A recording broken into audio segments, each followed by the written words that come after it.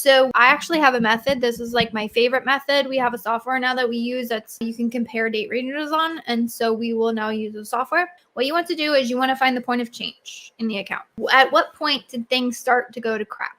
And you'll probably find it at somewhere. So you go, okay, point of change, right? And then you'll look at how much time you have since that point of change. If it's 2 days, 3 days, if it's been a week, you want to identify what that is. And then you want to identify, okay, what's the same date range before things went to crap, right? So you're comparing what was going on when things were working, what was going on when things are not working. You want to open 2 pages in your browser for Campaign Manager, because I'm telling you how to do this manually instead of doing it with the software. And you want to sort, I like looking at sales and I like looking at spend. So I'm looking again, both date ranges before and after the point of change. And then I'm saying what campaigns were spending the best and what campaigns were not working. It sounds like you already figured out the campaigns. So then I take it a step deeper. So when I'm doing the overall account analysis, I'm like, something went to crap. What happened? Right? I'm saying, okay, in which campaigns was there the greatest change? And I'm looking again at spend and sales in what was working before,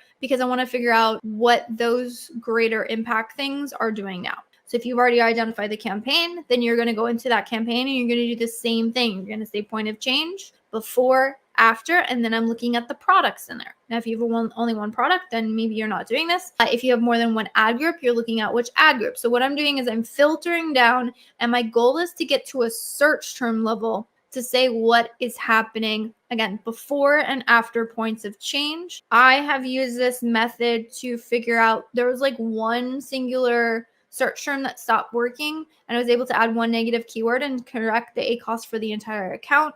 We've identified products that have lost the buy box, and so there's issues there. We've identified a negative keyword that was added into a campaign, and so it blocked a performing search term and it caused, regularities there. So again, what you're doing is you're looking macro, which is the entire account level, before and afters, zoom into the campaign, then zoom into the ad group, then zoom into the products, zoom into the targets, and then zoom into the search terms. And that process will help you figure out the specific reason and why things change. And then when you kind of have an idea, I would also use the history tab to see what changes you've made that potentially could have impacted the account performance.